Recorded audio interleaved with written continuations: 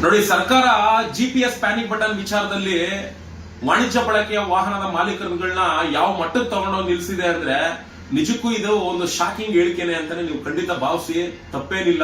ಯಾಕೆಂದ್ರೆ ಈ GPS panic button ವಿಚಾರವಾಗಿ ನಾನು ಸೋಷಿಯಲ್ ಮೀಡಿಯಾ ಮುಖಾಂತರ ಸಾಕಷ್ಟು ಇದ್ರ ಬಗ್ಗೆ ಮಾಹಿತಿಗಳನ್ನ ನೀಡ್ತಾ ಬರ್ತಾ ಇದೀವಿ.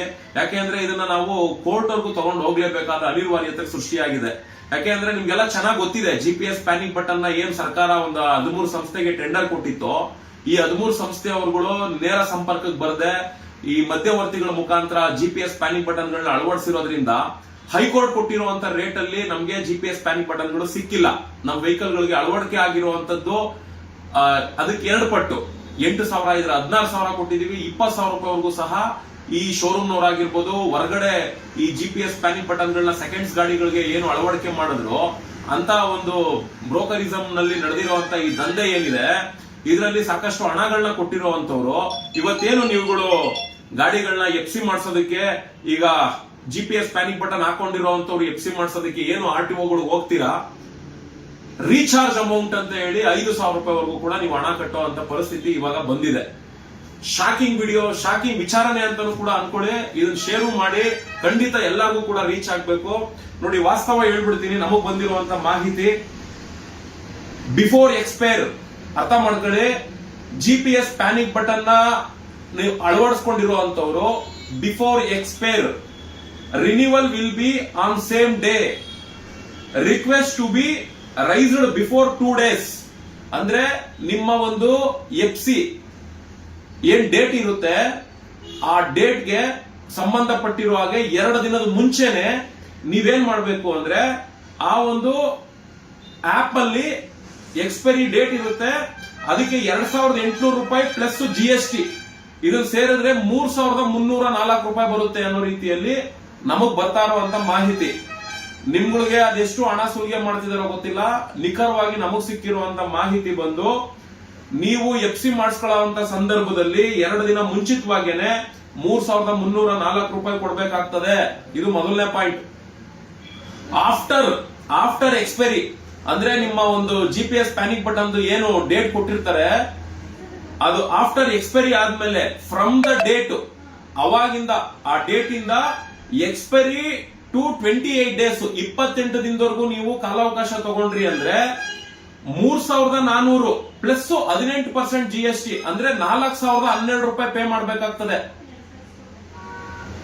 ನೆಕ್ಸ್ಟ್ ಆಫ್ಟರ್ 2 months ಅಯ್ಯೋ ಬಿಡು ಯಾವ್ದು ಅಡ್ಜಸ್ಟ್ ಆಗಿಲ್ಲ ಅಮೌಂಟ್, ಎಫ್ಸಿ ಬೇರೆ ದುಡ್ಡು ಕೊಡ್ಬೇಕು, ಜಿಪಿಎಸ್ ಪ್ಯಾನಿಕ್ ಬಟನ್ ರಿನ್ಯೂವಲ್ ಬೇರೆ ದುಡ್ಡು ಕೊಡ್ಬೇಕು ಅನ್ಕೊಂಡು ನೀವೇನಾದ್ರೂ ಕಾಲಹರಣ ಮಾಡ್ಕೊಂಡ್ರಿ.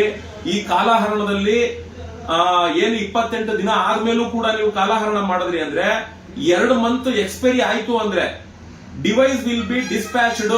ನೀವೇನು ಇವತ್ತಿನ ದಿನ ಅಮೌಂಟ್ ಗಳನ್ನ ಕೊಟ್ಟು ಹಾಕ್ಸ್ಕೊಂಡಿದೀರಾ, 2 ತಿಂಗಳಲ್ಲಿ ಏನಾದ್ರೂ ನೀವು ಅದನ್ನ ರೀಚಾರ್ಜ್ ಮಾಡ್ಕೊಳ್ಳದೆ ಗಾಡಿನ ಎಫ್ಸಿ ಮಾಡ್ಕೊಳ್ಳದೆ ಹೋಯ್ತು ಅಂದ್ರೆ ಅದು ಟೋಟಲ್ ಏನಿದೆ ನೀವು ಹಾಕ್ಸ್ಕೊಂಡಿರುವಂತ ಜಿಪಿಎಸ್ ಪ್ಯಾನಿಕ್ ಬಟನ್ ಟೋಟಲ್ ಅದು ವೇಸ್ಟ್.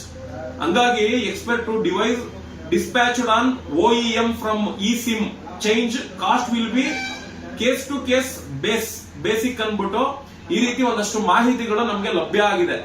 ಯಾಕೆ ನಾವ್ ಇದನ್ನೆಲ್ಲ ಹೇಳ್ತಿದೀವಿ ಅಂದ್ರೆ ನೋಡಿ, ಎಷ್ಟೋ ಜನ ಕಮರ್ಷಿಯಲ್ ವೆಹಿಕಲ್ ಡ್ರೈವರ್ಸ್ ಗಳು ತಮ್ಮ ಗಾಡಿಗಳು ಎಫ್ಸಿ ಬಂದಿದ್ದಾಗ ಕಾರಣಾಂತರದಿಂದ ಸ್ವಲ್ಪ ಡಿಲೇ ಮಾಡ್ತಾರೆ ಎಫ್ಸಿಗಳು ಮಾಡಿಸ್ಕೊಳ್ಳೋದಕ್ಕೆ. ಅಂತ ಸಂದರ್ಭದಲ್ಲಿ ಸರ್ಕಾರ ಏನು ಸುಮ್ನೆ ಬಿಡಲ್ಲ, ಪೆನಾಲ್ಟಿ ಆಗುತ್ತೆ. ಆದ್ರೆ ಈ ಜಿಪಿಎಸ್ ಪ್ಯಾನಿಕ್ ಬಟನ್ ಗಳನ್ನ ನಾವೇನು ನಮ್ಮ ವೆಹಿಕಲ್ ಗಳು ಅಳವಡಿಸ್ಕೊಂಡಿದೀವಿ, ಇವರು ಅವ್ರಿಗಿಂತ ಕಿರಾತಕರು.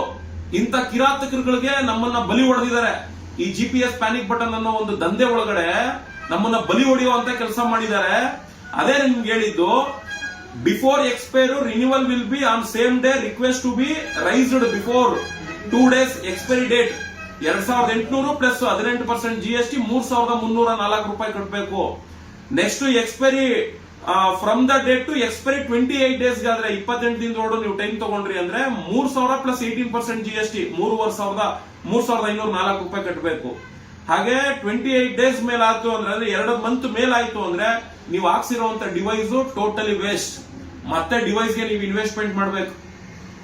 ನೋಡಿ, ಈ ಜಿಪಿಎಸ್ ಪ್ಯಾನಿಕ್ ಬಟನ್ ಅನ್ನೋ ಒಂದು ಅಸ್ತ್ರನ ತಗೊಂಡ್ಬಂದು, ಹೌದು ಕೇಂದ್ರ ಸರ್ಕಾರ ಹೇಳಿತ್ತು, ರಾಜ್ಯ ಸರ್ಕಾರ ಇದನ್ನ ಇಂಪ್ಲಿಮೆಂಟ್ ಮಾಡಿ. ಯಾಕೆಂದ್ರೆ ಬೇರೆ ನೆರೆ ರಾಜ್ಯದಲ್ಲಿ ಯಾವುದೂ ಇಲ್ಲ, ಆಂಧ್ರದಲ್ಲಿ ಇಲ್ಲ, ತಮಿಳುನಾಡಲ್ಲಿ ಇಲ್ಲ. ಆದ್ರೆ ನಮ್ಮ ಕರ್ನಾಟಕದಲ್ಲಿ ಇದನ್ನ ಇಂಪ್ಲಿಮೆಂಟ್ ಮಾಡಿ 13 ಸಂಸ್ಥೆಗೆ ಟೆಂಡರ್ಗಳನ್ನ ಕೊಟ್ಟು ಈ 13 ಸಂಸ್ಥೆಯವರುಗಳು GPS ಪ್ಯಾನಿಂಗ್ ಬಟನ್ಗಳನ್ನ ನೇರ ಸಂಪರ್ಕ ವಾಣಿಜ್ಯ ಬಳಕೆ ಕಮರ್ಷಿಯಲ್ ವಾಹನಗಳಿಗೆ ನೇರ ಸಂಪರ್ಕಕ್ಕೆ ಇವರು ಸಿಗದೆ ಯಾರೋ ಮಧ್ಯವರ್ತಿಗಳ ಮುಖಾಂತರ ಗಾಡಿಗಳಿಗೆ ಹೈಕೋರ್ಟ್ ಇಷ್ಟೇ ರೇಟ್ಗೆ ನೀವು ಹಾಕ್ಸ್ಬೇಕು ಅಂತ ಹೇಳಿದ್ರು ಕೂಡ ಆ ರೇಟ್ ಅನ್ನ ಮೀರಿ ತಗೊಳ್ಳೋ ಅಂತ ಕೆಲಸಗಳಾಗಿ ಇವತ್ತು ಡ್ರೈವರ್ಗಳೆಲ್ಲ ಒಂದೊಂದು ಸಂಸ್ಥೆಯ ಡಿವೈಸ್ ಗಳನ್ನ ಅಪ್ಲೋಡ್ ಹಾಕೊಂಡಿದ್ದಾರೆ. ಅದನ್ನ ಹಾಕೊಂಡಿರೋದ್ರಿಂದ ಏನಾಗಿದೆ, ಈಗ ಡ್ರೈವರ್ಗಳು ಆ ಆಪ್ ಗಳನ್ನ ಓಪನ್ ಮಾಡಿದಾಗ ಗೊತ್ತಾಗ್ತಾ ಇದೆ.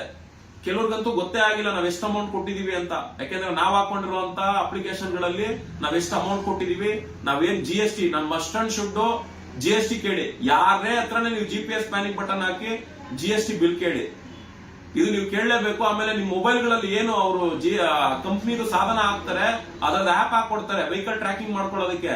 ಆ ಆಪ್ ಅಲ್ಲೂ ಕೂಡ ನೀವು ಕಟ್ಟಿರುವಂತ ಅಮೌಂಟ್ ಶೋ ಆಗುತ್ತೆ. ಆ ರೀತಿಯ ಒಂದು GPS ಸಂಸ್ಥೆದು ಹಾಕೊಳ್ಳಿ. ಇನ್ ಬೇರೆದೆಲ್ಲ ದಯವಿಟ್ಟು ಹಾಕೊಳಕ್ ಹೋಗ್ಬಿಡಿ. ಗೊತ್ತಿಲ್ವಾ ನೋಡಿ, ನೆನ್ನೆನೂ ಕೂಡ ನಾವು ವಿಡಿಯೋಗಳು ಮಾಡಿ ನಂಬರ್ಗಳೆಲ್ಲ ಹಾಕಿದೀವಿ. ದಯವಿಟ್ಟು ನಮಗೆ ಫೋನ್ ಮಾಡಬೇಡಿ. ಎಷ್ಟು ಅಂತ ಫೋನ್ ಕಾಲ್ ಅಟೆಂಡ್ ಮಾಡೋಣ. ಟೆಲಿಗ್ರಾಮು ಇಲ್ಲ ವಾಟ್ಸ್ಆಪ್ ಅಲ್ಲೋ ವಾಯ್ಸ್ ಕ್ಲಿಪ್ ಕೊಡಿ, ನಿಮ್ಗೆ ರೀಪ್ಲೇ ಬರ್ತದೆ. ದಯವಿಟ್ಟು ಫೋನ್ ನ ಕಂಟ್ರೋಲ್ ಮಾಡಿ. 1-2 ಫೋನ್ ಬರಲ್ಲ ನೋಡಿ. ಈಗಲೂ ಏರೋಪ್ಲೇನ್ ಮೋಡ್ ಹಾಕೊಂಡು ವಿಡಿಯೋ ಮಾಡ್ತಾ ಇದ್ದೀನಿ, ಅಷ್ಟು ಫೋನ್ ಕಾಲ್ ಬರ್ತವೆ ನೋಡಿ. ನಾವು ಈ GPS ಪ್ಯಾನಿಂಗ್ ಬಟನ್ ವಿಚಾರವಾಗಿ ಕೆಲವು ಶೋರೂಮ್ ಗಳಿಗೂ ಕೂಡ ನೋಟಿಸ್ ಗಳನ್ನ ಕೊಡ್ತಾ ಇದೀವಿ. ಶೋರೂಮ್ ಅವರು ಕೂಡ ಇದರಲ್ಲಿ ನಮ್ಗೆ ಮೋಸಗಳು ಮಾಡಿದ್ದಾರೆ. ಮತ್ತೆ ಇದ್ರ ವಿಚಾರವಾಗಿ ನಾವು ಹೈಕೋರ್ಟ್ ಅಲ್ಲಿ ಕೇಸ್ ಮಾಡಲೇಬೇಕು ಅಂತ ಹೇಳಿ RTI ಹಾಕೊಂಡು ಮಾಹಿತಿ ಕೇಳಿದೀವಿ. ಇನ್ನೂ ಸಹ ಮಾಹಿತಿ ಕೊಡ್ತಾ ಇಲ್ಲ. ಈ ವಿಚಾರವಾಗಿ ನಾವೇನ್ ಮುಂದುವರಿತಾ ಇದೀವಿ, ಸೋಷಿಯಲ್ ಮೀಡಿಯಾದಲ್ಲಿ ಜಾಗೃತಿ ಮೂಡಿಸ್ಕೊಂಡು ಇದಕ್ಕೆ ಸಂಬಂಧಪಟ್ಟಿರುವಂತ ದೊಡ್ಡ ತಲೆಗಳೇ ಅಂತಾನು ಅನ್ಕೊಂಡ್ರು ಪರವಾಗಿಲ್ಲ.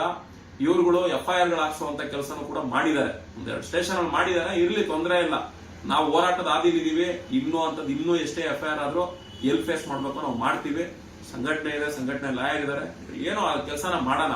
ಯಾಕೆಂದ್ರೆ ನಾವಿಲ್ಲೇನೋ ಅಕ್ರಮ ದಂಧೆಗಳು, ಅಕ್ರಮ ಬಿಸ್ನೆಸ್ಗಳು, ಇನ್ನೇನೋ ಬೇರೆ ಕಾನೂನು ಬಾಹಿರ ಚಟುವಟಿಕೆ ಮಾಡ್ತಾ ಇಲ್ಲ.